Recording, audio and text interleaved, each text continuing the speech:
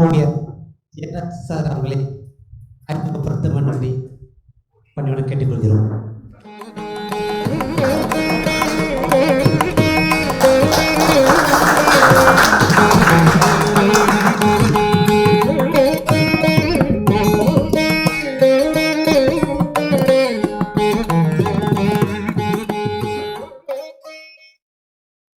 இனிய மாலை வணக்கம்.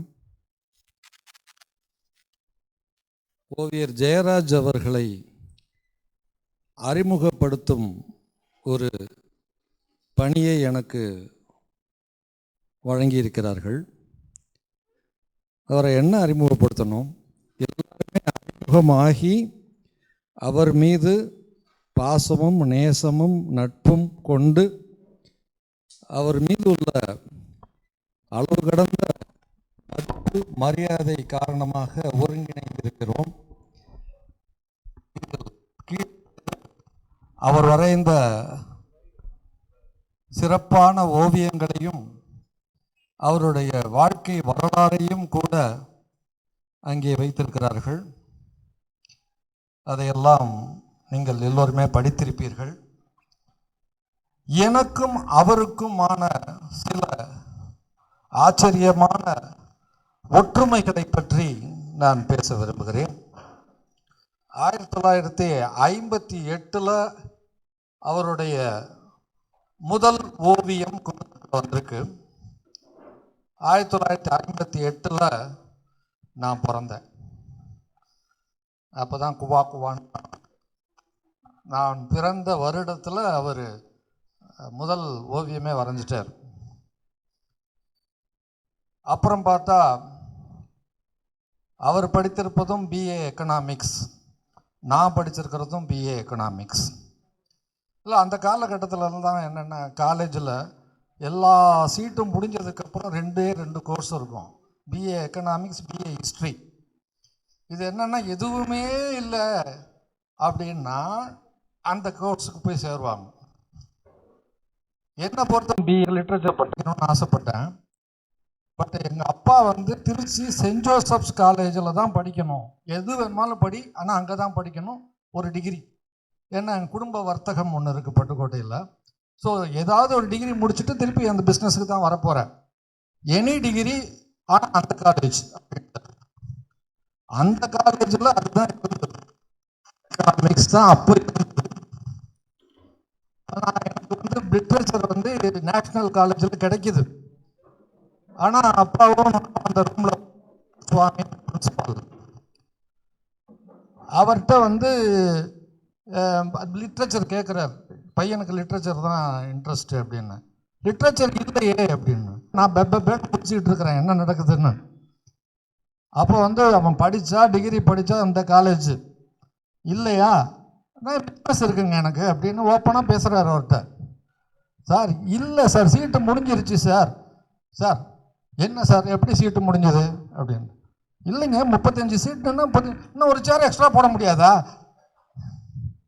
இப்படியெல்லாம் பேசுவார் எங்கள் அப்பா. இன்னும் ஒரு சேர் எக்ஸ்ட்ரா போட்டால் முடிஞ்சது. ஐயோ அப்படியெல்லாம் பண்ண முடியாதுங்கன்னு சொல்லிட்டு இவருக்கு என்னடா சமாளிக்கிறதுன்னு அப்படியே பார்க்குறாரு. பிஏ எக்கனாமிக்ஸ் இருக்கு, எடுத்துக்கிறியா தம்பின்றாரு. எங்கள் அப்பா நீ போடுங்க போடுங்க போடுங்க அப்படின்ட்டார். ஸோ அவர் அட்மிட்டர்னு போடுறப்போ என்ன எப்படி படிக்கணுன்ற அந்த முடிவு. ஆனால் அதே கல்லூரியில் இஷ்டமே இல்லாத ஒரு, அதில் படிக்கிறதுக்கும் ஒன்றும் இல்லாத ஒரு சப்ஜெக்டு. வருஷ கடைசியில் எக்ஸாமில் எவ்வளவு பக்கம் எழுதுகிறோமோ அவ்வளோ மார்க் கிடைக்கும். எக்கனாமிக்ஸ் ஹிஸ்ட்ரி 2 பேருக்கும் அது படித்தவங்களுக்கு தெரியும். அப்படி தானே சார்? சரி. எங்கள் அப்பா எனக்கு இஷ்டமான ஃபிசிக்ஸ்லாம் படிக்கக்கூடாது, ஈக்கனாமிக்ஸ் படி அப்படின்னு. ஈக்கனாமிக்ஸ் மெயின் சொன்னீங்களே, அதுதான் கிடைச்சிது. அது எனக்கு பிடிக்காமலும் எடுத்து படித்தது. நமக்கு அமைகிற மனைவிகளை ஏற்றுக்கொள்வது போல. சரி, எல்லாம் நம்மளாம் அப்போல்லாம் அரேஞ்சு மேரேஜ் தானே சார்? ரைட். ஸோ ஆனால் என்னென்னா எல்லாத்துலேயுமே ஒரு விஷயத்தில் வந்து ஒரு காரண காரியம் இருக்கும். அப்படின்றதோட பர்பஸ் என்னென்னா, எனக்கு படிப்பு இஷ்டமே இல்லை, 3 வருஷம் எப்படா ஓட்டுறதுன்னு பார்க்குறேன். அப்போ தான் படிக்க ஆரம்பிக்கிறேன். அதாவது நாவல்ஸ், ஆங்கில நாவல்கள், தமிழ் நாவல்கள் தேடி தேடி படிக்கிறதுன்ற அந்த ரீடிங் ஹேபிட்ன்றது ஒன்று புதிய பாதை அங்கே திறக்குது. ஏன்னா நிறைய நேரம் இருக்குது அப்படின்னு பார்த்து காலேஜ் ட்ராமாஸ் எழுதினேன். ஒரு 5 நாடகங்கள் 3 வருஷம் சென்ட் ஜோசப்ஸில் 3 வருஷமே கன்சிக்யூட்டிவாக best drama writer, best director எல்லாம் வாங்கணும். ஸோ அங்கே அதுதான் விதை. அந்த மாதிரியாக கல்லூரி நாட்களில் அவர் கல்லூரி மேகசின்ஸுக்கு வரைய ஆரம்பிச்சிருக்கார். 3 வயதிலேயே வரைய துவங்கினார் அப்படின்னு ஒன்று எனக்கு ஷாக் ஆகிடுச்சு. 3 வயசில் எப்படி சார் வரைஞ்சிங்க? அதை மட்டும் சொல்லுங்கள். 3 வயசில்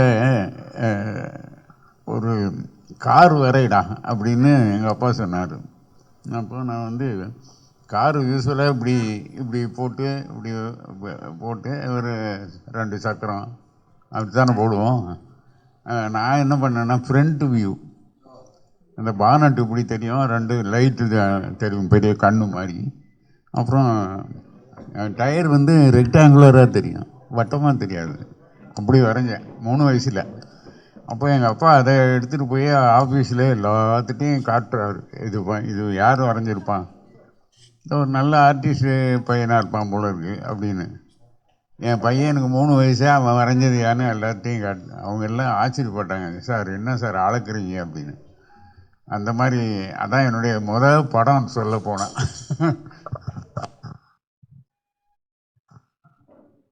3 வயதில் வரைய ஆரம்பித்த அந்த ஓவிய விரல்கள் இப்போவும் கொஞ்சம் முன்னாடி அப்புசாமி சீதா பாட்டியை அவ்வளவு அற்புதமாக வரைஞ்சி காமிச்சிது. அதில் கூட ஒரு சுச்சுவேஷன் சொன்னால் அது எவ்வளவு சிரத்தையாக, எவ்வளவு சின்சியராக அந்த எக்ஸ்பிரஷனில் இருந்து, சும்மா அவர் வந்து பஸ்ட் சைஸ் கூட வரைஞ்சிருக்கலாம் அப்படி கை வாங்குற மாதிரி. ஆனால் முழு உருவத்தையும் அந்த அப்புசாமி ஓடுற மாதிரி, அவருடைய பயம், அந்த துரத்துக்கிற இவங்க முகத்தில் உள்ள கோபம், அவரோட செருப்பு எகிரி கிடக்குது, அந்த பர்ஃபெக்ஷன், அந்த டெடிகேஷன், அதுதான் அவரை இத்தனை வருடமும் இப்போது வரையும் செலுத்தி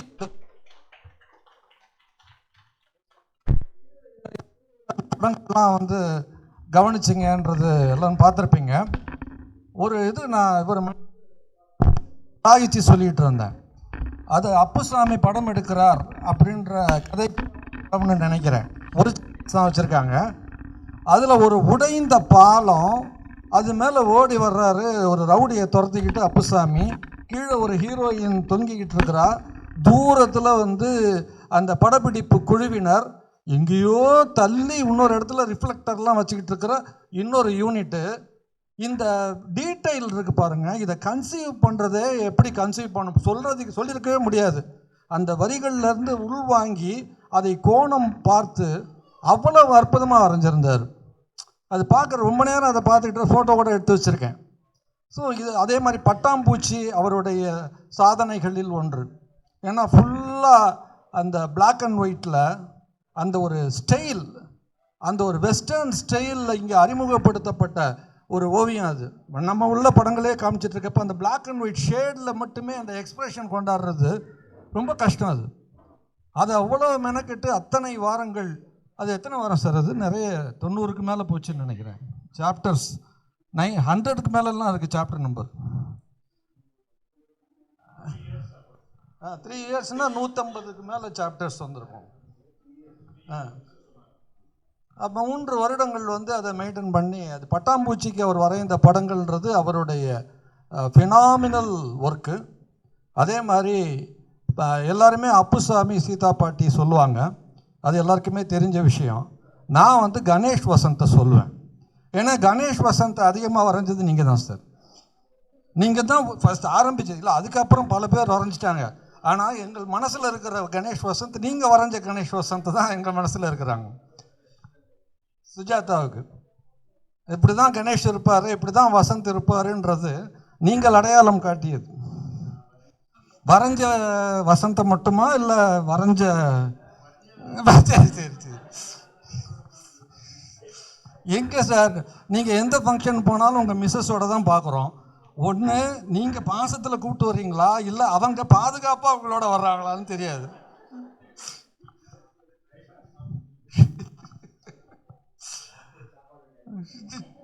இப்போ இல்லை சார், அவருடைய அவர் பண்ணின சில்மிஷம்லாம் கொஞ்சம் நஞ்சம் கிடையாது. இல்லை சார், படங்களில் நான் சொல்கிறது படங்களில் ஒரு பெண்ணின் அனாட்டமி அப்படின்றத அந்த அவர் வரைந்த கதாநாயகிகள் இருக்காங்க இல்லையா, மாடர்ன் பெண் அப்படின்னு சொன்னால் அந்த பொண்ணு எங்கே இருக்கான்னு அட்ரஸ் கேட்டு, சார்ட்டு அட்ரஸ் கேட்டு போகலாமான்னு அன்றைக்கி நிறைய பேர் துடிச்சிருப்பாங்க. இன்றைக்கியாவது ஃபோன் நம்பர் இருக்குது, அன்றைக்கி வந்து தபால் போட்டிருப்பாங்கன்னு நினைக்கிறேன். சார் அந்த பொண்ணு எங்கே சார் இருக்கா? ஆமாம். இன்றைக்கி அதே மாதிரி ஒரு பின்னாடி வாரிசு நம்ம ஷியாம், இவர் வரைகிற பெண்கள் எங்கே இருக்காங்கன்னு சொல்லிட்டு அவர்கிட்ட தான் கேட்கணும். அநேகமாக பெங்களூராக இருக்கலாம். அந்த மாதிரி அந்த அந்த ஒரு ஓவியத்தை ரசிக்கிறது வேற, அந்த ஓவியத்தின் மேலே ஒரு ஈர்ப்புடன் நம்ம ஃபாலோ பண்ணுறதுன்றது வேறு. எனக்கும் அவருக்கும் உள்ள இணைப்பை பற்றி சொல்லிகிட்டு இருக்கிறப்ப ஒன் மோர் திங், நான் எழுதின முதல் சிறுகதை 77 ஆனந்த விகடனில் அந்த 3 நாட்கள், அதுக்கு அவர் தான் படம் வரைஞ்சார். என்னுடைய முதல் சிறுகதைக்கு படம் வரைந்தவர் ஜெயராஜ் சார். ஸோ அப்படி ஒரு இது. இன்னொன்று, என்னுடைய கேரக்டர்ஸ் பரத் சுசிலாவில் சுசிலான்ற கேரக்டர் எப்பயுமே டிஷர்ட் தான் போடுவாள். அந்த டிஷர்ட்டில் ஒரு வாசகம் இருக்கும். இந்த வாசகத்தை என்னமோ நான் தான் இந்த கல்ச்சர் ஆரம்பித்து வச்சேன், நிறைய பேர்கிட்ட நான் திட்டு வாங்கிக்கிட்டு இருக்கேன். அதுக்கு ஒரிஜினல் மூலகர்த்தா இவர். அந்த முதல் கதையிலேயே அந்த மாதிரி வரைஞ்சிருந்தார். டிஷர்ட்டு போட்டு அந்த டிஷர்ட் மேலே ஒரு வாசகம். இப்போ கீழே கூட அந்த இதில் இருக்குது, அதையும் நான் ஃபோட்டோ எடுத்திருக்கேன். நாளைக்கு வந்து ஃபேஸ்புக்கில் வரப்போகுது. என்ன திட்டாதீங்க, இதுக்கு வந்து எனக்கு இன்ஸ்பிரேஷன்றது ஜெயராஜ் சார் தான் அப்படின்னு சொல்லிட்டு டீசெண்டாக சொல்கிறாரு. நான் வந்து அந்த இதில் வந்து பால்வள நிறுவனம் அப்படின்னு போட்டு அதான் கேப்சன் அப்படின்னு சொல்லிட்டு இவருக்கு பின்னால் ஒழிஞ்சுக்கிட்டேன்.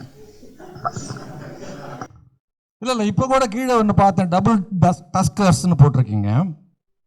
டபுள் டஸ்கர்ஸ்னு தெரியல, வேணாம் சார், அது வேணாம். இரட்டை தந்தங்கள். சரி, இல்லை நீங்கள் அது தமிழில் போனதுனால நான் தமிழுக்குள்ள போனேன். இல்லை ரசனை தானே சார் இது எல்லாமே. ஒரு பெண்ணை வந்து இப்போ மணியம் செல்வன் சார் வந்திருக்காரு, அவருடைய ஓவிய பெண்களை பார்க்குறப்ப கையெடுத்து கும்பிடணும் மாதிரி இருக்கும். அது வந்து தெய்வீகமாக அப்படியே, அது மாடர்ன் பெண்ணா குடும்ப பெண்ணா எந்த பெண்ணை அவர் வரைந்தாலும் அந்த பெண்ணை அப்படியே ரசித்து கொண்டே அப்படியே பார்த்துக்கிட்டு இருக்கிற மாதிரி இருக்கும். அப்படியும் பெண்கள் தேவை. சில பெண்களை பார்க்குறப்ப கண்ணடிக்கணும் இல்லையா, அது சாரோட படங்களை பார்க்குறப்ப அந்த பெண்களை பார்க்குறப்ப கண்ணடிக்கணும்னு தோணும். இவர் நம்ம ஷியாமுடைய படங்கள் பார்க்குறப்ப கைப்பிடிக்கணும்னு தோணும். இது கண்ணடிக்கிறதோடு நிப்பாட்டிக்கலாம். எப்படின்னா இவர் வரைகிற பெண்களை பார்த்து கண்ணடிக்க தான் செய்வாங்க அப்படின்னு. அதே எனக்கு புகழ்ச்சி. ஆமாம் சார், கண்டிப்பாக சார். பஞ்ச புகழ்ச்சியெல்லாம் இல்லை, நேரடியான புகழ்ச்சி தான் அது. அனாட்டமியை வந்து சார், இன்னொன்று ஒரு ஓவியர்களை வச்சுக்கிட்டு நான் அவ்வளோ பேசக்கூடாது. ஒரு பல ஓவியர்களுக்கு முகம் சிறப்பாக இருக்கும், விரல்கள் சரியாக வராது. விரல்கள் அப்படின்றத வந்து பர்ஃபெக்டாக அதோட டைமென்ஷனில் கட்ட விரல்னால் கட்ட, சில பேர் பாக்கெட்டுக்குள்ளே விரல் போகிற மாதிரி படத்தை முடிச்சிருவாங்க. இல்லைன்னா கூடுமான வரைக்கும் கைக்கு இப்படி பின்னாடி இருக்கும். முகத்தை வரைகிற பல ஓவியர்கள் விரல்களை சரியாக வரைவதில்லை. கரெக்டாக சார்? ஆமாம். அது இவர்கிட்ட வந்து உள்ள விரல்கள் வந்து அவ்வளோ பர்ஃபெக்டாக இருக்கும். நீங்கள் அதில் அது இந்த கோணத்தில் படங்களை பாருங்கள், இன்னும் ரசிப்பீங்க. ஏன்னா அந்த அனாட்டமி, அந்த எப்படி நின்னா கை விரல் எப்படி வரும் அப்படின்றது வந்து அவ்வளோ அற்புதமாக வரைவார். அவரை பற்றி இன்னும் நான் பேசினா 10 நிமிடம் தான் எனக்கு டைம் கொடுத்துருக்குறாங்க. பேசினா நிறைய நேரம் பேசிக்கிட்டே இருப்பேன். இன்றைக்கு இல்லை மற்றொரு பிரச்சனை இல்லை. ஸோ என்னுடைய பணிவான நமஸ்காரங்கள், வணக்கங்கள், பாராட்டுக்கள், வாழ்த்துக்கள், நன்றி.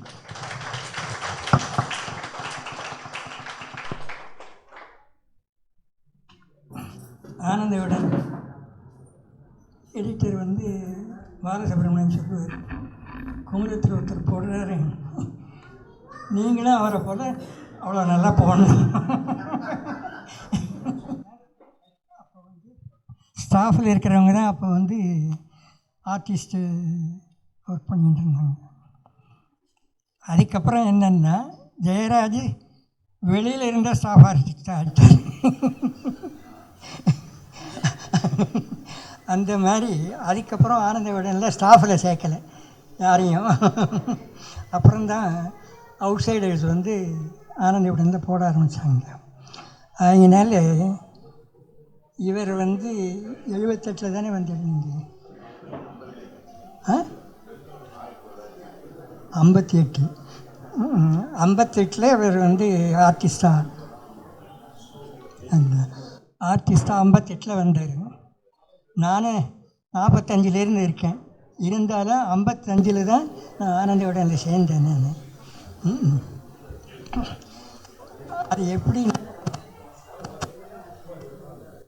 அப்போது ஆனந்த விடனில் கல்கி செத்து போன போது ஆனந்த விடனில் டெவலப் பண்ணலாம் அப்படின்ட்டு ஏதோ அவங்க யோசனை பண்ணுற போது நான் 48 போய் பார்த்துருக்கேன். இங்கே ஸ்டூடியோவில் இது ஸ்டூடியோக்கு தான் எல்லாம் உபயோகப்படாது, பத்திரிகைக்கு தான் உபயோகப்படும்ட்டு அனுப்பிச்சிட்டாங்க.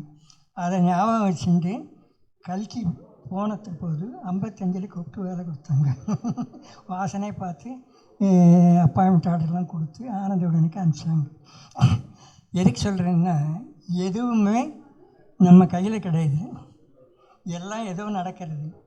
பட் நாம் வந்து நம்மளுடைய சின்சியரிட்டியை ஒரு இதில் கூட விடாமல் நாம் வந்து சின்சியரிட்டியை ஒர்க் பண்ணோம்னா அது பே பண்ணுங்கிறது பணமும் வரும் உங்களுக்கு, அதுக்கு உண்டான ஒரு இதுவும் கிடைக்கும், பேரும் கிடைக்கும்.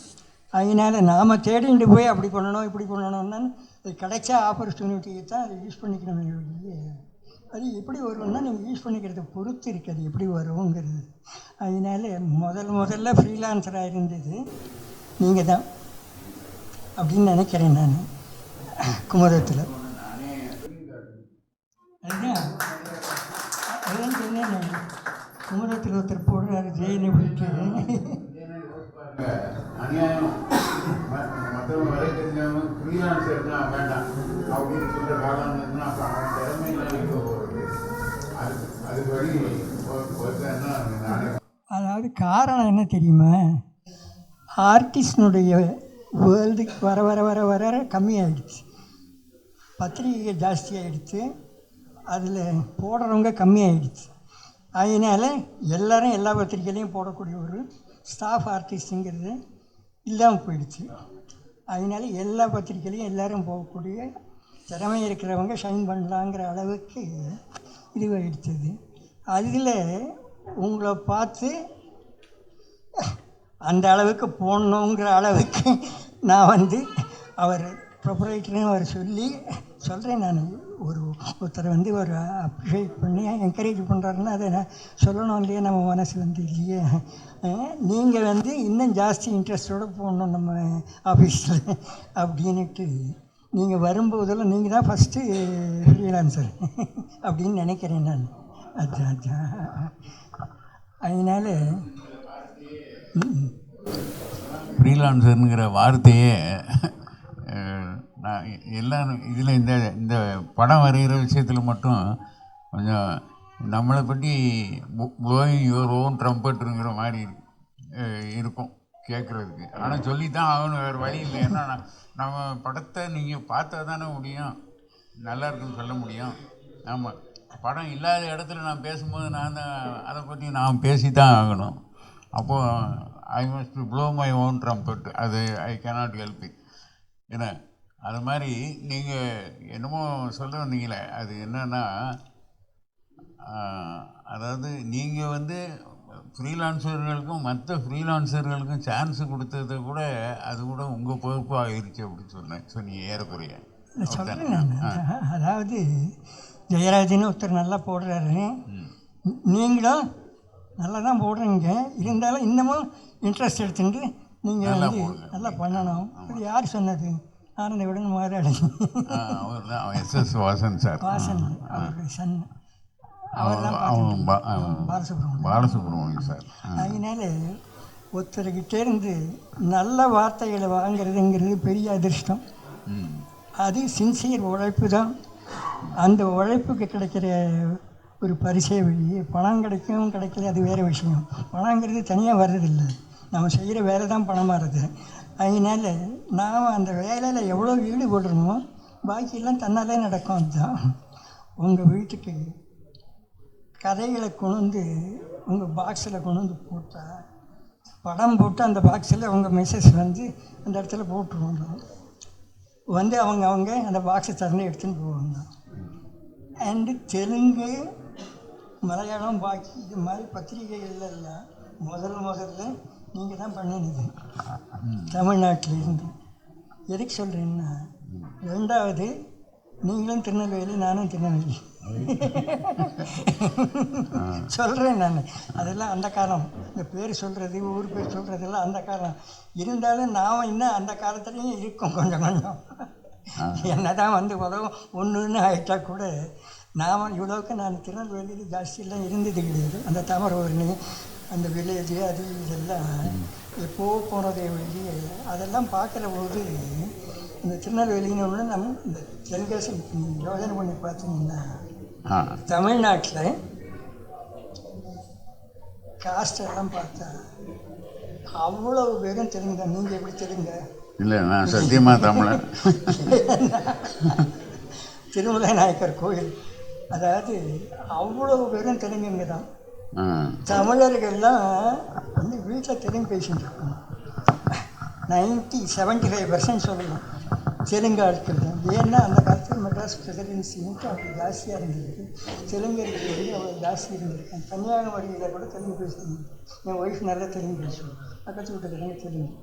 எதுக்கு சொல்கிறீங்கன்னா, இல்லை நான் தமிழ் தான், பக்கத்து வீட்டுக்காரங்க தெலுங்கு. அதுக்கு சொல்கிறேன். என் ஒய்ஃபுக்கு அந்த அப் டு திருநெல்வேலி வரைக்கும் தெலுங்கு பேசுகிறவங்க. அதனால எதுக்கு சொல்கிறேன்னா, எல்லோரும் ஒன்றா இருந்தது போக இப்போ அவன் தமிழன், அவன் தெலுங்கன், அவன் கன்னடன், அவன் இது பிரிச்சு சொல்கிறேன்னா இல்லையா? நமக்கு நீங்கள் வந்து இல்லையா, நீங்கள் தூத்துக்குடின்னு ஒன்று என்ன அறியாமல் எனக்கு சந்தோஷமாக இருக்கும். தூத்துக்குடி தானே நீங்கள்? தூத்துக்குடி தானே? எதுக்கு சொல்கிறேன்னா, அதெல்லாம் போயிடுச்சு. யாரும் போய் அவரும் சொல்லி நான் எல்லாம் வேண்டியிருக்கு. மிக்க நன்றி ஐயா, மிக்க நன்றி. அடுத்ததாக மாசி ஐயா அவர்கள் 2 வார்த்தை ஓவியரை பற்றி பேசும். அனைவருக்கும் வணக்கம்.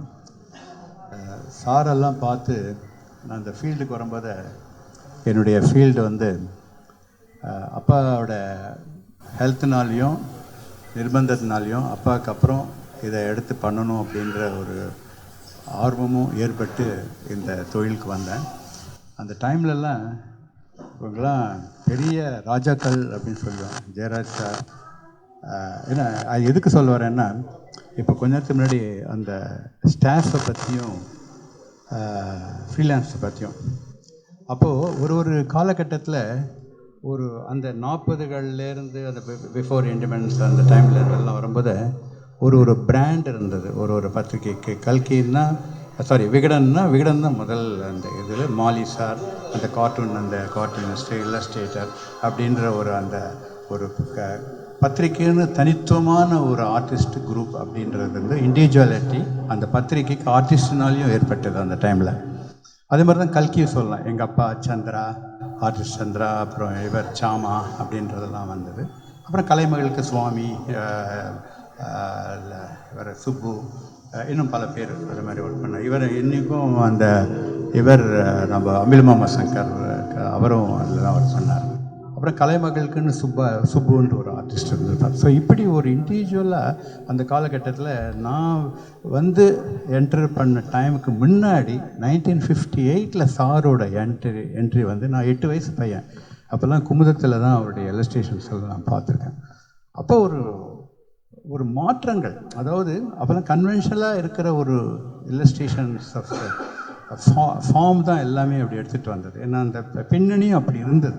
அப்புறம் அந்த 60s அப்புறம் 70s 80s மாடர்னிசம், அந்த காஸ்டியூம்லேருந்து எல்லாமே அந்த டிஃப்ரெண்ட் வர ஆரம்பிச்சது. அந்த பின்னல் போடுறதுலேருந்து எல்லாமே அப்படி மாறிடுச்சு அந்த பீரியடில்.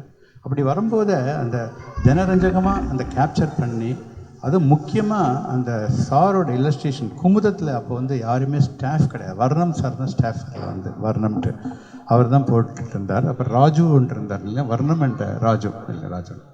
ஸோ அப்போ வந்து கோகுல் வந்து விகடன் இருந்தார், அப்போ விகடன் இருந்தார். ஸோ அப்படி வரும்போது ரவின்ற ஒரு ஆர்டிஸ்ட் இருந்தார் நினைக்கிறேன். ரவின்ட்டு குமுதத்தில் நினைக்கிறேன், குமுதத்தில் அட்டைக்கெல்லாம் போட்டுட்டு இருந்தார். ஃப்ரீலான்ஸ் தான் இருந்தாங்க இவரை தவிர. ஸோ அந்த ட்ரெண்டை வந்து இவங்க நான் வந்து 67 காலேஜ் ஆஃப் ஆர்ட்ஸில் சேர்ந்தேன். நான் வந்து கமர்ஷியல் ஆர்டிஸ்ட்டாக தான் போகணுன்ட்டு இல்லஸ்ட்ரேட்டர், பிகாஸ் ரொம்ப லெபோரியஸ் ஒர்க் இல்லஸ்ட்ரேஷன்றது it's not a easy one. நம்ம அதாவது ஒரு ஃபுல் என்டையர் சுச்சுவேஷனை ஒவ்வொரு கதைக்கும் ஒவ்வொரு ஆத்தருக்கு தகுந்த மாதிரி இல்லஸ்ட்ரேட் பண்ணுறதுன்றது அது பெரிய ஒர்க். அது எல்லாத்தையும் ஸ்டடி உள்வாங்கினா தான் அதை பண்ண முடியும். அப்படி வந்து பண்ணும்போது ஜெயராஜ் சாரோட ஒர்க்கு எக்ஸ்ட்ரீம்லி அந்த பீரியடில் அந்த காலகட்டத்தினுடைய பரிணாமத்தினுடைய வெளிப்பாடு அவருடைய இல்லஸ்ட்ரேஷன்ஸில் நல்லாவே வந்தது. எல்லா ஆர்டிஸ்டும் ராமு சாரும் பண்ணியிருக்கார், இவரும் பண்ணியிருக்கார். அதில் இவர் பண்ணும்போது எனக்கு ரொம்ப இவருடைய ஒர்க்கு, எல்லோருடைய ஒர்க்கும் எனக்கு ரொம்ப பிடிக்கும். இந்த டைமில் இவர் லைன் மாத்திரம் பண்ணாமல் வாஷ் பண்ணுவார். அது சிம்பிள் வாஷ். எனக்கே ஒரு பீரியடில் நீங்கள் எனக்கு சொல்லியிருக்கீங்க, நீங்கள் ரொம்ப டோன்லாம் பண்ணாதீங்க, ரொம்ப அதிகமாக பண்ணி அப்படின்ட்டு. அந்த பிரிண்டிங் டெக்னாலஜிக்கு தான் அந்த மாதிரி எல்லாம் சில விஷயங்கள் என்னென்னா நம்ம அப்பப்போ, அதாவது பெயிண்டிங்கிறது வேறு. இப்போ டெக்னாலஜி, இப்போ சிவகாசியில் இந்த மாதிரி பெயிண்டிங்லாம் இதுக்கெல்லாம் அதுக்கு உண்டான டெக்னாலஜி அதில் வந்து ரொம்ப லித்தோ ப்ரெஸ்ஸு இது எல்லாமே வந்து அப்புறம் ஆஃப் செட்கெல்லாம் மாறிச்சுன்னு வச்சுங்களேன். அப்படியெல்லாம் வரும்போது ஜேர்னல் அப்போல்லாம் பிளாக் அண்ட் ஒயிட் பீரியடு தான். அப்போல்லாம் வந்து பிளாக் அண்ட் ஒயிட், கலர்ஸ் எல்லாம் இல்லஸ்ட்ரேஷன்ஸ் ஒன்லி தீபாவளி மலர்லேயும் அட்டப்படங்கள்லாம் தான் வரும்.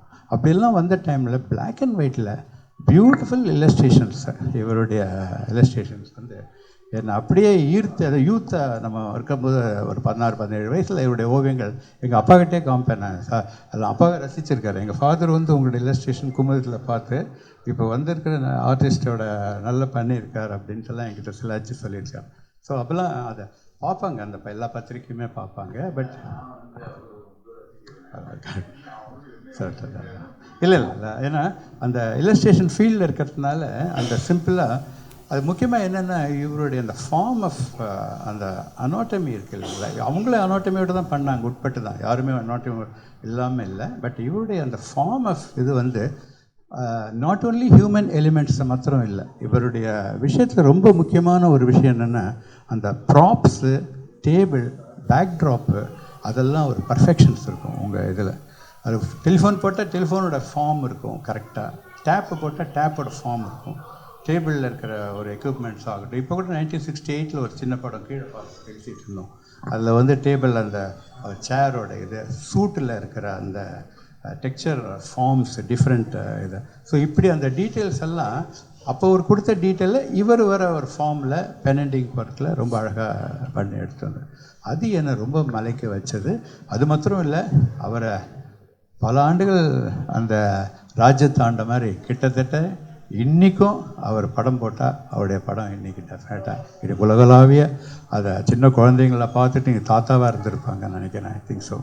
இப்போ நான் சொல்கிற மாதிரி அந்த மாதிரி 58 அவருடைய படைப்புகள் அமேசிங் ஒன். அப்புறம் முக்கியமான ஒன்று, இப்போ இவர் மாயா சார் சொன்னார், அப்போல்லாம் வந்து படம் போடும்போது ஒரு பத்திரிக்கைக்கு இன்னொரு பத்திரிக்கை யாருமே சான்ஸ் கொடுக்க மாட்டாங்க. அதுவும் இல்லாமல் விகடன்ற ஒரு பெரிய கோட்டை, அதுக்குள்ளே ஒரு வேறு பீப்புள்னால் அதுக்கு அந்த எம்டி அந்த ஒரு அந்த தனிப்பட்ட ஒரு இண்டிவிஜுவாலிட்டி இருக்கணுன்றது.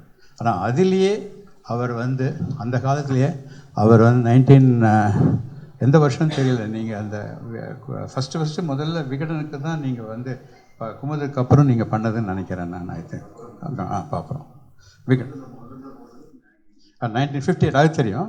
விகடனில் நீங்கள் பண்ணுறது ஃப்ரீலான்ஸாக கொடுத்த ஒரு கண்டினியூ கான்ட்ராக்ட்னு சொல்லுவாங்க. அதுக்கு ரெகுலராக பண்ணணும் அப்படின்ற ஆஸ்பெக்டில் அவரை வந்து ரெகுலராக பண்ணுறதுக்கு ஒரு வாய்ப்பு கொடுத்து அவரை வந்து பண்ணியிருக்காங்க. அது வந்து பெரிய விஷயம் அந்த டைமில். அது வந்து அந்த மாதிரி வந்து அவருடைய அதுக்கப்புறம் இதுக்கு ஆந்தோடன் வந்த அப்புறம் தான் எல்லா பத்திரிக்கையிலும் கொஞ்சம் கொஞ்சம் கொடுக்க ஆரம்பித்தாங்க. அஃப்கோர்ஸ் எனக்கு என்னென்னா அவரை ஜென்ரலாக அனாட்டமியில் கொஞ்சம் வரம்பு மீறி இப்பெல்லாம் பண்ணுறாரு அப்படின்றலாம் சொல்லுவாங்க. அதெல்லாம் எனக்கு அந்த உடன்பாடு இல்லை. ஆனால் ஒரு ஆர்டிஸ்ட்ன்ற கலைஞருக்கு ஏன் அதில் உடன்பாடு இல்லைன்னா, வரம்பு மீறுறதுன்னா எங்கே இருக்குது வரம்பு? எது வரம்பு? இதா கலைஞா யாருக்குமே தெரியாது. அதனால் இதில் மீறுறதுங்கிறதுக்கு பேச்சுக்கே இடம் இல்லைங்கிறது தான். இல்லை அது மாதிரி அதை வந்து கலை அம்சத்தோடு பார்க்கணும். எந்த ஒரு ஆஸ்பெக்டையும் நம்ம வந்து நான் காலேஜில் வந்து லைஃப் ஸ்டடீஸுன்றதெல்லாம் பண்ணியிருக்கோம். பட் அதை வந்து எந்த ஆஸ்பெக்டில் நம்ம வந்து பண்ணுறோம் அப்படின்னா அது அந்த ஆங்கிளில் ஒரு இல்லஸ்ட்ரேஷனில் ஒரு ஃபார்மை காமிக்கிறது கிடையாது. ஏன்னா ஃபாரின் இல்லஸ்ட்ரேஷன் அந்த காலத்தில் நான் சாட்டர்டே ஈவினிங் போஸ்ட்டு, லுக், இல்லை அப்புறம் மெக்கால் அண்ட் சில பிக்சர்ஸ் லண்டன் பப்ளிகேஷன்ஸ் எல்லாம் பார்க்கும்போது அவருடைய பேட்டர்ன் ஆஃப் அந்த ஃபார்ம் அதெல்லாம் வந்து அதை வந்து கரெக்டாக நம்மளுடைய பாணிக்கு நம்மளுடைய தமிழ்நாட்டினுடைய இதுக்கு அது ரொம்ப அழகாக எடுத்துகிட்டு வந்தார். அந்த பீரியட்லேயும் அது எல்லாமே டெவலப் ஆச்சு. இன்ஃபேக்ட் நான் ஒரு பீரியடில் நான் என்ட்ரு ஆகும்போது கூட நான் வந்து கொஞ்சம் சாரோட படங்கள்லாம் நான் அடிக்கடி பார்க்கறது உண்டு. நான் அந்த இன்ஃப்ளூயன்ஸ் ஏன்னா ராமு சார் படம், இவர் மாருதி சார் படம் எல்லாருமே.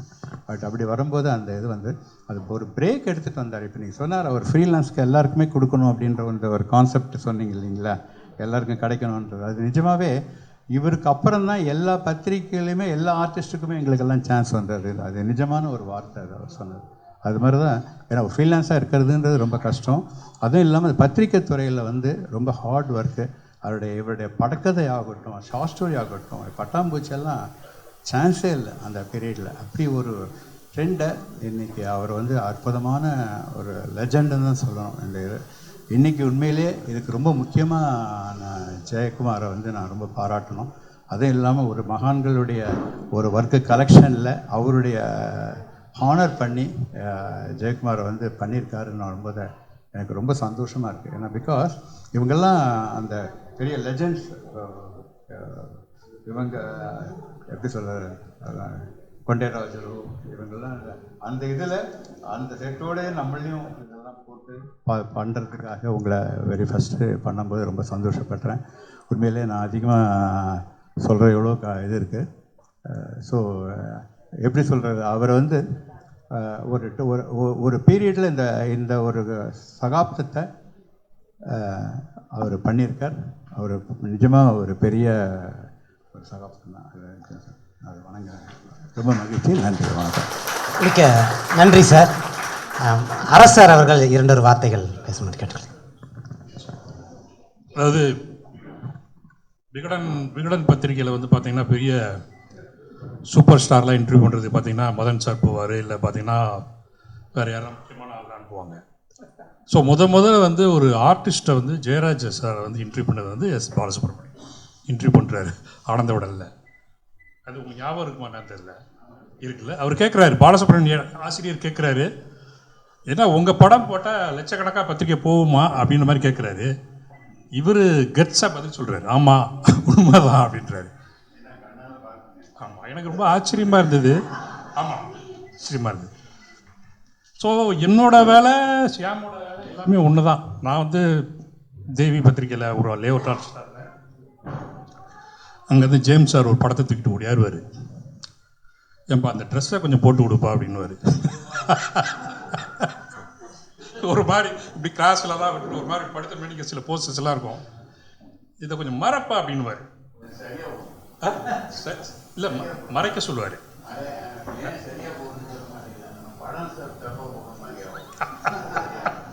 கரெக்ட் பண்ணிக்கிறேன். ஸோ நான் அதை பண்ணுவேன். அதை போட்டு அப்போ பார்ப்பேன், ஆச்சரியமாக பார்ப்பேன். கீழே பார்த்தா ஜேன்னு. இப்போ என்ன எனக்கு ஒன்று 19-18 வயசு தான் இருக்கும். லேஅவுட் ஆர்டிஸ்டாக போயிட்டேன். +2 வந்து டிஸ்கன்டினியூ பண்ணிட்டேன். ஸோ நான் வந்து இந்த ஃபீல்டுக்கு வந்து வீட்டில் யாருக்குமே தெரியாது. 2 வருஷம் கழிச்சு தான் அவங்களுக்கே தெரியும், இது மாதிரி ஒரு தேவி பத்திரிக்கையில் போய் லேஅவுட் ஆர்டிஸ்டாக சேர்ந்துட்டேன். எதுக்கு சொல்ல வரேன்னா, அப்போ அந்த ஜெயராஜ் சார் படத்தை நான் பார்க்குறது கீழே ஜெயின் சைன் பண்ணியிருக்கோம். ரொம்ப ஆச்சரியமாக இருக்கும். அதாவது என்னுடைய ஒரு 7-8 வயசில் வந்து பார்த்திங்கன்னா, எங்கள் சகோதரி வந்து ஒரு புத்தகத்தை விரித்து வச்சுட்டு கதை சொல்லுவாங்க. சுற்றி நாங்கள் மொத்தம் 7 பேர் எங்கள் கூட பிறந்தவங்க, அரை வட்டமாக உட்காந்துருப்போம். அந்த சகோதரி கதையை படிச்சுக்கிட்டே இருப்பாங்க.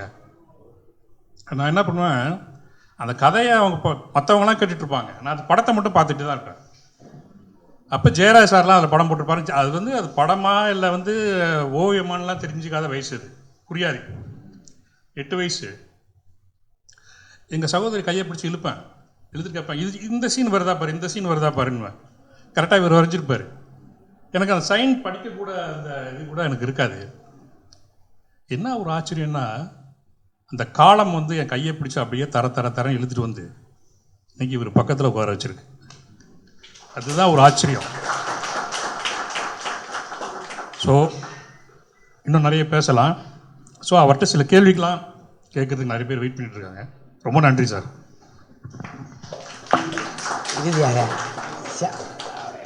இறுதியாக ஷியாம் சார் அவர்கள் 2 வார்த்தை, அதுக்கடுத்து கலந்துரையாடல்.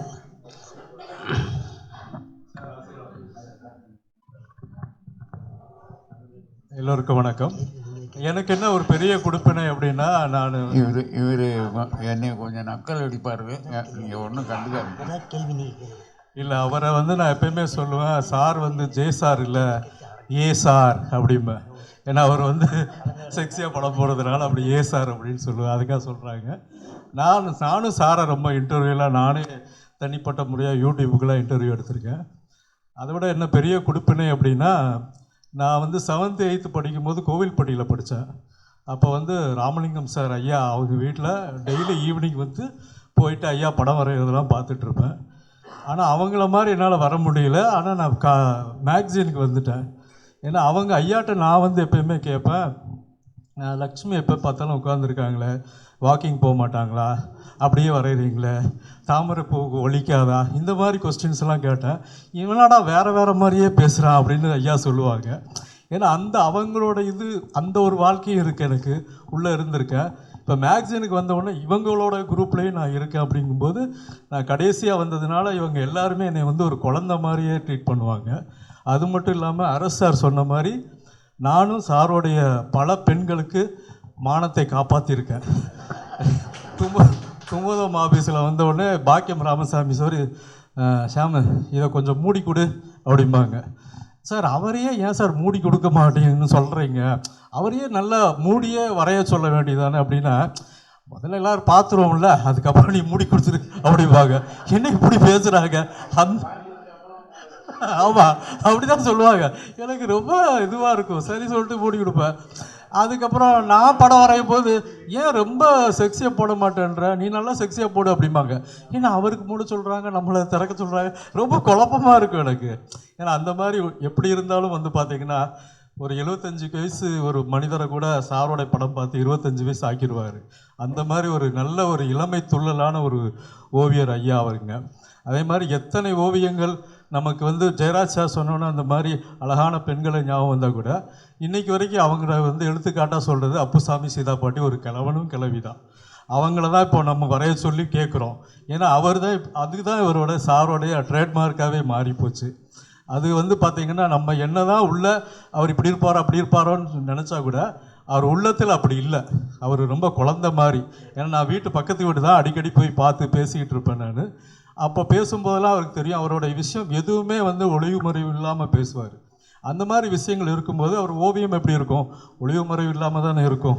அதனால் வந்து ஐயாவுடைய இன்றைய சூழ்நிலைக்கு வந்து நீங்கள் எப்படி வேணால் கேள்வி கேளுங்க, சூப்பராக பதில் சொல்லுவாங்க. நீங்கள் வந்து அவரை 25 வயசு நினச்சிக்கோங்க.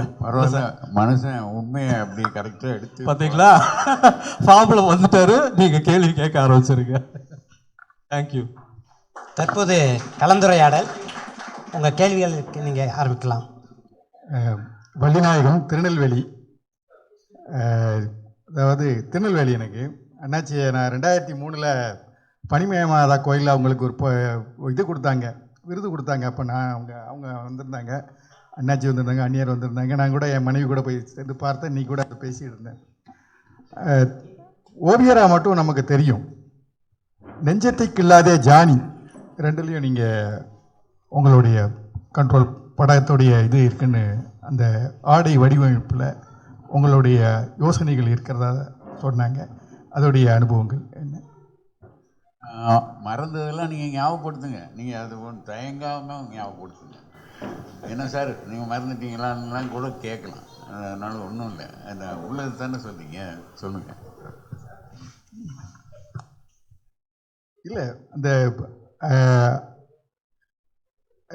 நீங்கள் நான் கேட்குற கேள்வி ஓவியத்துறையில் இருந்து திரைத்துறைக்கும் நீங்கள் வேலை செஞ்சதா சொன்னாங்களே, அந்த அனுபவங்களை நீங்கள் சொல்லுங்கள் அப்படிங்கிறது தான் சொன்னேன். அதாவது என்னன்னாங்க, மகேந்திரன் டைரக்ட் பண்ண படத்தில் எனக்கு ஒரு ஓவிய சம்பந்தமான ஒரு ஒரு வேலை தரப்பட்டதுன்னா அதுக்கு உங்களுக்கு சிம்பிள் கொஸ்டின் ஈஸி பதில் என்ன தெரியுமா? மகேந்திரன் என்னுடைய ரசிகர். இல்லை அவர் அவர் எப்படி நாங்கள் காலேஜில் ஒன்றா படித்தது. எனக்கு ஜூனியர் அவர். நான் காலேஜில் நான் வந்து செகண்ட் இயர் படிக்கும்போது அவர் பிஎஸ்சி ஃபர்ஸ்ட் இயர். அதான் நான் அப்புசாமி தனியாக உட்காந்து பேசுகிறாரு அப்படின்னு சொல்லி சீதா பாட்டியும் வந்துட்டாங்க. அதனால் அவர் வந்து எனக்கு ஜூனியர் தான். அதனால் அவருக்கு என் மேலே ரொம்ப மதிப்பு உண்டு. ஏன்னா அவர் ஒரு நல்ல கலா ரசிகர். அப்படி இருந்தால் தானே அந்த மாதிரி படங்கள்லாம் டைரக்ட் பண்ண முடியும். என்ன அவர் என்னை கூப்பிட்டு என்ன மாதிரி என் படத்துக்கு பண்ணித்தாங்க சார் அப்படின்னு இப்படி தான் கேட்பார் அவர் பேசுகிறது. அந்த மாதிரி அப்போது தான் நான் வந்து இந்த நெஞ்சத்தை கில்லாதையில் வந்து அந்த பொண்ணுக்கு வந்து ஒரு பனியனில், அந்த காலத்தில் பனியன் போட்டுட்டு ஒரு ஷார்ட்ஸும் மட்டும் ஒரு பொண்ணுக்கு போட்டு விட்டு படம் வரைகிறதே கிடையாதுங்க. அப்படின்னு தான் பத்திரிக்கையில் வருமானங்கிறது கூட சந்தேகம். அப்புறம் நான் தான் போட்டு கொடுத்தது. இப்போ பத்திரிக்கையிலே இல்லைன்னா சினிமாவில் கட்டாயம் கொண்டு வர மாட்டாங்கல்ல, அதை கொண்டு வந்தது நான் தான். நான் அதில் என்ன இங்கே ஒன்றும் விகல்பம் ஒன்றும் இல்லைல்ல. இப்போ எல்லா பசங்களும் பனியன் தான் போட்டுட்ருக்காங்க.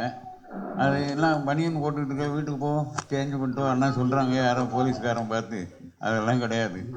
அது ஆக்சுவலாக அந்த ட்ரெண்டே அந்த கல்ச்சரே வந்து அதில் ஒன்றும் இல்லைங்கிறத காட்டினது. கண்டுபிடிக்கலை அந்த கல்ச்சர்லாம். அதில் ஒன்றும் விஷயம் பெருசாக ஒன்றும் இல்லை நீங்கள் எல்லாம் நினைக்கிற மாதிரி அப்படிங்கிறத கொண்டு வரணுங்கிறது அந்த கேஷுவல் ஃபீலிங்கை கொடுக்குறது நான் அந்த படத்தில் கொடுத்துருக்கேன். அந்த நெஞ்சத்துக்கு அதில் அவர் டைரக்ஷன் தான் அது. அதை தான் நீங்கள் சொல்கிறீங்க.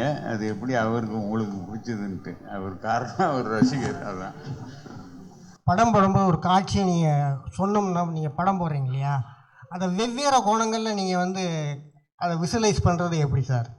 ஏற்கனவே பார்த்த காட்சியாக இருக்குமா, அல்லது நீங்கள் ஒரு காட்சி மேலேருந்து விழுந்தான் அப்படிங்கிறதுனா எனக்கு வந்து ஒரு நேரடியான ஒரு கற்பனை மட்டும்தான் வருது. ஆனால் நீங்கள் மேலேருந்து குதித்த மாதிரியோ அல்லது சைட்லேருந்து பார்த்த மாதிரியோ வெவ்வேறு கோணங்களில் வச்சு ஒன்று எது ஆப்டோ அதை மட்டும் நீங்கள் போகிறீங்க. அது எப்படி உங்களுக்கு அமையுது? இந்த மாதிரி கேள்வி கேட்கணும்னு சொல்லி அவருக்கு எப்படி தோணுதுன்னா, அவர் ஒரு ஆர்டிஸ்ட், வேற ஒன்றும் இல்லை. என்ன அதாவது நம்ம அப்சர்வ் பண்ணுறது தான். இப்போ நம்ம ரோட்டில் போகிறப்போ ஒரு காலேஜ் விட்டு பசங்கள்லாம் வர்றாங்கன்னா, பசங்கன்னா பொம்பளை பிள்ளைங்க தான் இந்த இடத்துல. என்ன அவங்க வந்தாங்கன்னா அவங்கள நான் பார்க்குறது அவங்க யாரும் நீ பக்கத்தில் இருக்கிறவங்க கூட கவனிக்க முடியாது. இவன் பார்க்குறான் அவங்களன்னு. ஆனால் நான் நல்லா அவங்கள பார்க்குறேன். அவங்க இந்த ஆங்கிள், பின்னால் ஆங்கிள், நடந்து போகும்போது எந்த பக்கம் பாட்டம் ஏறி இருக்கும். ஒரு அந்த எந்த காலம் ஊனி நடக்கிறாங்களோ அந்த காலம் அந்த பாட்டம் ஏறி இருக்கும். இந்த காலம் லூஸாக இருக்குங்களே, எடுத்து வச்சுருக்காரு. அது மாதிரிலாம் நான் அப்சர்வ் பண்ணுவேன். அதனால் இப்போ நீங்கள் சொல்கிறீங்களே அந்த ஆங்கிள்லாம் உங்களுக்கு எப்படி சார் கிடைக்குதுன்னு, எங்கேருந்து கிடைக்குதுன்னா கிடைக்க வேண்டிய இடத்துலேருந்து கிடைக்குது.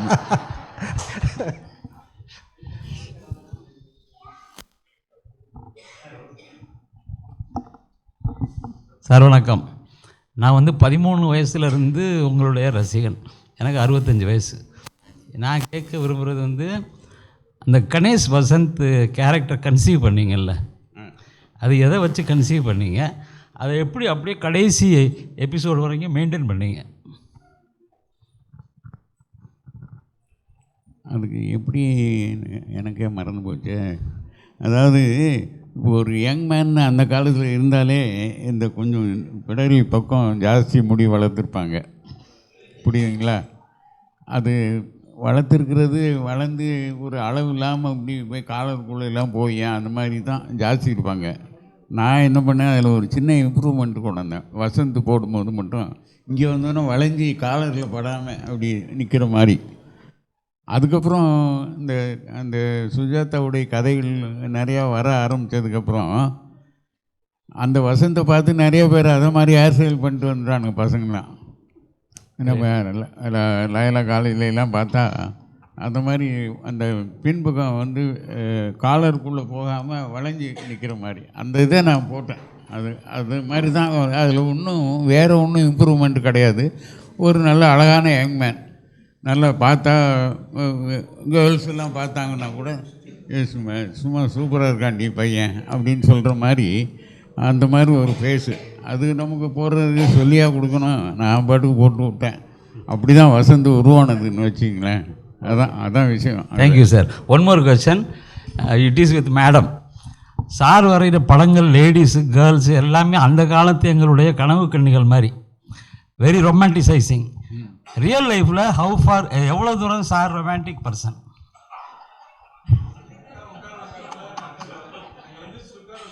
இல்லை, madam has to answer this. எப்படி இல்லை இவர் என்ன கேட்குறாரு? ரொமான்டிக் பாசமாக எல்லாருமே இருக்கும். எல்லாருமே இப்போ உங்ககிட்டயே இருக்குது. இப்போ நாங்கள் பேசும்போது இப்போ அவங்க உங்களை பிலீவ் பண்ணி நல்லா பேசுகிறாங்க. இப்போ உங்களை பிரியப்பட்டு தான் அவங்க பேசுகிறாங்க. தேங்க்யூ.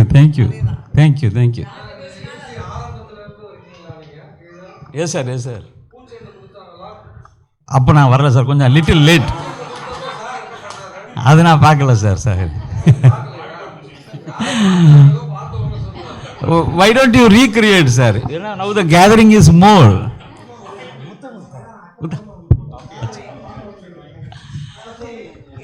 எனக்கு 1 இயராக நாங்கள் ரெண்டு தனியாக இருந்தோம். அப்போ தனியாக இருக்கும்போது எனக்கு வந்து நிறைய லெட்டர்ஸ்லாம் அனுப்புவாங்க. ஓகே. அப்போ அனுப்பும்போது ஒவ்வொன்றையும் ஒரு படங்கள் வரையும். ஓகே. நெக்ஸ்ட்டு அதை வந்து 62ல் கல்யாணம், 63ல் அவங்க வராங்க எங்கள் வீட்டுக்கு. அப்போ எனக்கு நான் வந்து ஸ்டேஷன் போகக்கூடாது. அந்த காலத்தில் நாங்களாம் ஸ்டேஷன் போகக்கூடாது. ஏன்னா அப்போ நான் வீட்டில் நின்றுருக்கேன். இவங்க வந்தோடனே சொல்லாமல் வராங்க. வந்தோடனே நான் ஓடி போனேன். அப்போ நான் வந்து தாவாணி கட்டியிருப்பேன், ரெட்டை சடை போட்டிருப்பேன், இந்த கல்யாணம் கட்ட மாதிரி சாரிலாம் கட்ட மாட்டேன். ஓடி போகும்போது அதை பார்த்துட்டு இவங்க அடுத்த லெட்டரில் எனக்கு அந்த படம் போட்டு அனுப்பிட்டாங்க, அந்த சீனை போட்டு அனுப்பிட்டாங்க. அதை வரைஞ்ச உடனே என்ன ஆச்சுன்னா, அந்த வந்து குமுதக்காரங்க பார்த்துக்கிட்டு என்ன சொன்னாங்கன்னா, இந்த படத்தை எங்களுக்கு அப்படியே குமுத கவரில் போட்டு கொடுங்க.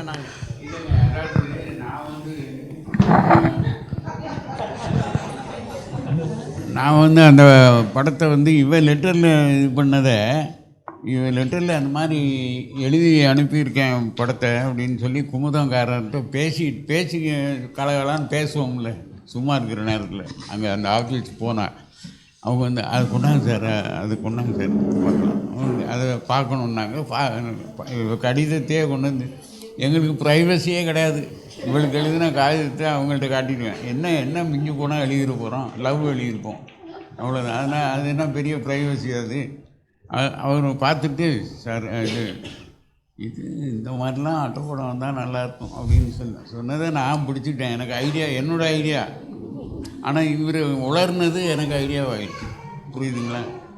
நான் அதை ஒரு அட்டைப்படமாகவே போட்டு, அட்டைப்படமாக வந்தால் நல்லா இருக்கும்னு நினச்சிங்க இல்லை நீங்கள், இந்த படம் அட்டைப்படம் கொடுத்தா அப்படியே போட்டாங்க அட்டைப்படமாக. Great sir, thank you so much. இது தொடர்பான ஒரு பின் குறிப்பு. சொல்லுங்கள் சார்.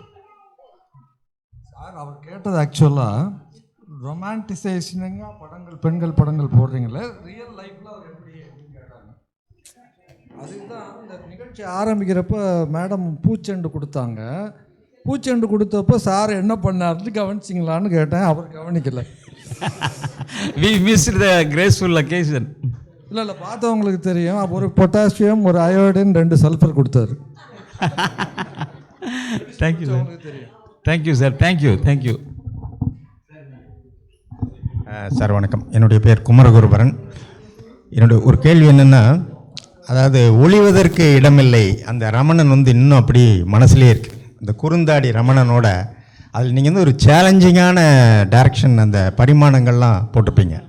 அது கட்டிலுக்கு அடியில் ஒரு கூட்டத்துக்கு நடுவில் ஒரு குழந்தை போகிறது சேலஞ்சிங் ஜாப். முந்தியெல்லாம் படம்லாம் வந்த எல்லாம் ஒரே மாதிரி ஒரு சலிப்பாக இருக்கும். அதுலேருந்து ஒரு மாறுபட்ட ஒரு சேலஞ்சிங்கான விஷயத்தை நீங்கள் இல்லஸ்ட்ரேஷனில் பண்ணீங்க. அது ஒரு பெரிய விஷயம். அதில் வந்து உங்கள் மனைவியை கூட ஒரு படத்தில் வரைஞ்சி அந்த படம் ஞாபகம் வச்சு தான் அவங்கள வந்து ஓவியர் செல்லம் நிகழ்ச்சி நடக்கும்போது அவங்க பார்த்துட்டு இருந்தாங்க காரில், எங்கேன்னு திருவான்மையூரில். அப்போது வந்து இவங்க மாதிரி இருக்கேன்ட்டு நீங்கள் வரைஞ்ச படத்தை வச்சு தான் அவங்கள முதல் தடவை பார்க்குறேன். அது நினைவுக்கு வந்தது. இந்த மாதிரி ஒளிவதற்கு இடமில்லை இந்த மாதிரி இதெல்லாம் பண்ணும்போது உங்களுக்கு வந்து அதை ரீக்ரியேட் பண்ணுற அந்த பெர்ஸ்பெக்டிவ் வந்து உங்களுக்கு பிரமாதமாக வந்திருக்கு.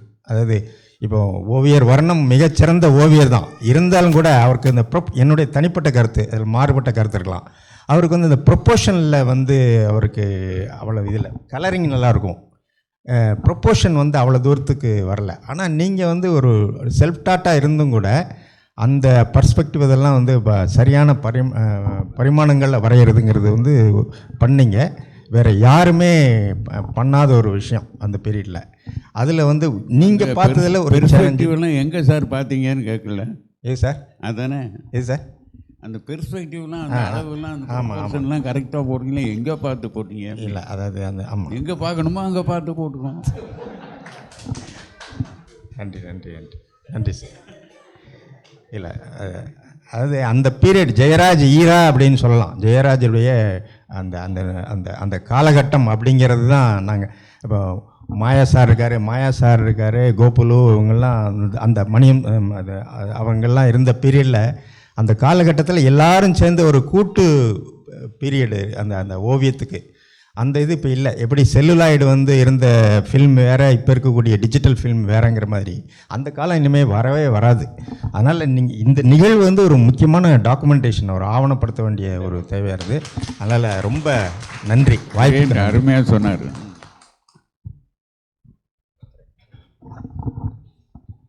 சார் வணக்கம். உங்களையும் ஒரே சமயத்தில் ஜாம்பவன்கள் இத்தனை பேரையும் ஒன்றா சேர்ந்து பார்க்குறது ரொம்ப சந்தோஷம். எனக்கு உங்ககிட்ட 2 கேள்வி. ஒன்று வந்து பட்டாம்பூச்சி இப்போ அந்த நாவலுக்கு நீங்கள் வரைஞ்ச படம் அது பிளாக் அண்ட் ஒயிட்டில் ஒரு மாதிரி அப்போது ரொம்ப வித்தியாசமான படம். அது யாரும் அந்த சமயத்தில் ட்ரை பண்ண மாதிரி கூட எனக்கு தெரியல. அந்த மாதிரி இருந்துச்சு. அந்த ஐடியாவை வந்து இந்த கதை வரையும் போது உங்களுக்கு வந்து நீங்கள் அது வந்து மொழிபெயர்ப்பு நாவல் ராக்கி எழுதுனது, அதுக்கு வந்து இந்த மாதிரி படம் போடணும் அப்படின்ற ஐடியா உங்களுக்கு வந்ததா, இல்லை ரைட்டர் சொன்னாரா, இல்லை ஆசிரியர், பத்திரிகையோட ஆசிரியர் எல்லாம் டிஸ்கஸ் பண்ணி அந்த மாதிரி ஒரு ஐடியா நீங்கள் உருவாக்குனீங்களா? அந்த இது அந்த பிளாக் அண்ட் ஒயிட் அந்த நேழ் உருவம் வரையணுன்ற ஐடியா அது எப்படி வந்தது உங்களுக்கு? இவர் பயங்கரமான குறுக்கு கேள்வி இது. எப்படின்னா, இந்த ஆள் எங்கேயோ சீக்கிரட்டாக எங்கேயோ காப்பி அடிச்சுட்டு வந்து இதெல்லாம் பண்ணிவிட்டு பேர் எடுத்துட்டான் அப்படிங்கிறத கண்டுபிடிக்கிறதுக்காக வந்திருக்காரு. அது அது உங்களோட முயற்சி அருமையான முயற்சி. அதை பற்றி நான் ஒன்றும் சொல்ல மாட்டேன் சார். அது மாதிரி பார்க்காத புதுமையான ஓவியம் சார். அந்த இதில் தான் கேட்குறேன். வேறு அந்த மாதிரி இல்லை. அது வந்து நல்ல குதர்க்கமான கேள்வி. அதாவது இந்த கேள்வி எவ்வளவுக்கு குதர்க்கமாக இருக்கோ அவ்வளோக்கு அந்த கேள்வி பெரிய ஸ்ட்ராங் கேள்வி ஆகிரும். புரியுதுங்களா? அது மாதிரி நீங்கள் குதர்க்கமாக கேட்டிருக்கீங்க. ஆனால் அதுக்கு பதில் நியாயமாக நல்ல மனுஷனாக பதில் சொல்லணும்ல. அது என்னன்னா, எனக்கு என்ன ஒன்று தோணுச்சுன்னா, அந்த நான் ஒரு தடவை பார்த்தாக்கா ஒரே ஒரு லைட் தான் எரியுதுன்னு வச்சுங்களேன். பயங்கரமான ஷேடு விழும் மூஞ்சில். ஆனாலும் மூஞ்ச அவருடைய ஜாடை எல்லாம் ஒன்றும் மறைஞ்சு போகாது. அதை நான் கவனிக்கிறேன். அப்போது அந்த ஷேடு அதனுடைய ஷேடு வந்து அப்படியே அட்டர் பிளாக்காக இந்தியன் இங்கில் வச்சு ஃபில்லப் பண்ணிட்டா என்ன தான் ஆகுதுன்னு வரைஞ்சி பார்த்தேன். நல்லா இருக்குது, சூப்பராக இருக்குது, ஃபேஸ் நல்லாவே தெரியுது. அது மாதிரி போட்டானே, அதாவது அந்த அவுட்லைனுக்கு இந்த பக்கம் ஷேடு விழுதுன்னா இந்த பக்கம் உங்களோட ஸ்கின் அவுட்லைன் போடணும்ல, போட வேண்டாம். அந்த வெள்ளையும் பேப்பர் வெள்ளையும் எல்லாம் ஒரே வெள்ளையாகிடும். ஆனால் கூட அவருடைய ஜாடை தெரியும், அவருடைய எக்ஸ்ப்ரெஷன் தெரியும், எல்லாம் தெரியும் இந்த ஷேடுனால். அவ்வளோ இயற்கை நமக்கு அவ்வளோ ஒரு ப்ரிவிலேஜை கொடுத்துருக்க, ஏன்டா அதை யூஸ் பண்ணக்கூடாதுன்னு போட்டது தான், வேறு ஒன்றும் இல்லை. புரியுதுங்களா? புரியுது சார், ரொம்ப நன்றி சார். அப்புறம் அடுத்ததாக ஒரு கேள்வி. கலைஞர் கருணாநிதி அவர்களோட நாவலுக்கு நீங்கள் தென்பாண்டி சிங்கம் அது மாதிரி நாவலுக்கு நீங்கள் படம் வரைஞ்சிருக்கீங்க. அவரை நேரில் சந்தித்த அனுபவம் உண்டா? அவர் உங்களை பாராட்டி பேசினார், அது எதாவது ஞாபகம் இருக்கா? அவரை சந்தித்த ஞாபகம், அவருடைய பாராட்டி எதாவது ஞாபகம் இருக்கா? கலைஞர் மாலை தென்பாண்டி சிங்கத்துக்கு யோசனை சொல்லும்போது அவர்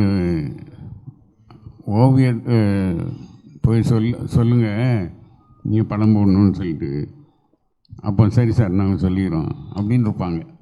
ஆனால் அவர் என்ன சொல்லுவார்னா, ஓவியர் நம்ம வீட்டுக்கு கூட்டுவாயா, நீ ஓவியர்கிட்ட சொல்லுங்கன்னா நீ போய் சொல்கிறது அப்படின்னு இருக்காரு, சத்தம் போட்டுக்காரு. சரி நீ வீட்டுக்கு கூட்டு வந்து எங்கள் வீட்டுக்கு ஒரு தடவை வந்தார். சார் கலைஞர் உங்களை பார்க்கணுமா, அவங்க வீட்டுக்கு வருவீங்களா? ஐயோ அதை விட என்ன பெரிய அந்த மாதிரி அழைப்பு எங்கேருந்து கிடைக்கும், அவனுக்கு கிடைக்கும் அப்படின்னு சொல்லிட்டு நான் அடித்து பிடிச்சி ஓடி போனேன், அவர் வீட்டுக்கு போனேன். அங்கே போனால் ஒரு பாய் போட்டு அந்த பாயில் 2 தலைவாணியை போட்டு அதில் சாஞ்சி உட்காந்துருக்காரு. அப்போது அங்கே வேறு சேர் இருக்கிற ஒன்றும் இல்லை. அதனால் நான் நின்றுக்கிட்டே கையை கட்டி நின்றுக்கிட்டே, ஏன்னா அவர் சீஃப் மினிஸ்டர் அப்போ நின்றுட்டு பேசுகிறேன். என்ன நிற்கிறீங்க, உட்காருங்க. அவர் உட்காந்துருக்க பாயிலே உட்கார சொல்கிறாரு. சரி நான் இல்லை நீங்கள் உட்காந்துருக்கீங்க, அதெல்லாம் இல்லையா, சும்மா அந்த மாதிரிலாம் ஒன்றும் நினைக்காத, உட்காருங்க அப்படின்னா அவர் அந்த பாயிலே உட்காந்து தென்பாண்டி சிங்கத்துக்கு ஒரு முதல் எடுத்தோன்னு ஒரு பஞ்சு ஒன்று கொடுக்கணும். அந்த மாதிரி ஒரு சீன் கொடுங்க. அப்படி சீனை நீங்கள் கதையே சொல்லலையா? அது உங்களுக்கு கதையெல்லாம் சொல்ல வேண்டாம். தென்பாண்டி சிங்கனுடைய பீரியடு தெரியும் உங்களுக்கு. அதாவது ஒரு 1980 சம்திங் அந்த டைமில் நடக்கிற மாதிரின்னா பார்த்துங்களேன். அப்போது இருக்கிற ஒரு வீரன் வந்து குதிரையில் போகிறான்னா என்ன, எனக்கு சொல்ல தெரியல, அவர் சொல்கிறார், நீங்கள் தான் உங்களுக்கு தான் ஐடியாலாம் புது மாதிரிலாம் வருமே அப்படின்ட்டாரு. சரி ஓகே நான் பண்ணிடுறேங்க, அதுக்கு நான் டோன்ட் வரி அப்படின்னு சொல்லிட்டு வந்துட்டேன். அவர்கிட்ட இங்கிலீஷில் பேசின ஆள் நானாக தான் இருப்பேன். ஏன்னா நான் என்ன குதிரையில் என்ன போட்டேன்னா, குதிரை டாப் ஆங்கிள் குதிரை அவனும் ட்ரையே பண்ண மாட்டான். நான் ஒருமையில் பேசுகிறேன்னு ஓவியர்கள்லாம் அடிக்க வராங்க. ஆமாம், அதாவது குதிரை டாப் ஆங்கிள் போட்டால் ரொம்ப கஷ்டம் அது. அந்த ஏன்னா இந்த இந்த இந்த தாடை இதெல்லாம் இதே தெரியாது, மூக்கே தெரியாது, ஆனால் குதிரைன்னு தெரியணும். அந்த மாதிரி ஒரு ஆங்கிளில் ஒரு வீரன் வந்து பாஞ்சு போகிறான், எவனையும் அட்டாக் பண்ணுறதுக்கு, ஒரு பேய் மாதிரி போகிறான். அந்த ஆங்கிளில் வந்து இந்த டபுள் ஸ்ப்ரெட்டில் இப்படி குறுக்க போட்டேன் இப்படி. அது கலைஞர் பார்த்துட்டு அதை பாராட்டுறதுக்குன்னே இன்னொருவோட என்னை கூப்பிட்டாரு. அவர் வீட்டுக்கு போய், எப்போ இந்த மாதிரிலாம் எப்படிப்பா தோணுது உனக்கு அப்படின்னு கேட்டார். அதான் நீ உங்களுடைய கதைக்கு போடும்போது தோணுங்க அப்படின்ட்டு. நான் அதுக்கு மேலே நான் அவருக்கு ஐஸ் வைக்கிறது எனக்கு தெரியாது என்ன, அந்த மாதிரி சொல்லிட்டு வந்தது. அப்படி தான் ஆரம்பித்தது அந்த தென்பாண்டி சிங்கம் கதை. நீங்கள் இன்னொன்று அது கூடவே என்னமோ கேட்டீங்க, அதை நான் விட்டுட்டேன் கேள்வியை. இல்லை சார், முன்னாடி கேட்டுட்டேன். அது பட்டாம்பூச்சி சம்மந்தமான கேள்வி, இது 2வது கேள்வி, அவ்வளோதான். நீங்கள் சொல்கிற அந்த படத்தை நான் நிறைய தடவை பார்த்துருக்கேன் என்னுடைய சின்ன வயசில். அப்போது அதை பார்த்து நிறைய தடவை அதை வரைச்சி ட்ரை பண்ணியிருக்கேன். அது நல்ல ஞாபகம் இருக்குது. நன்றி.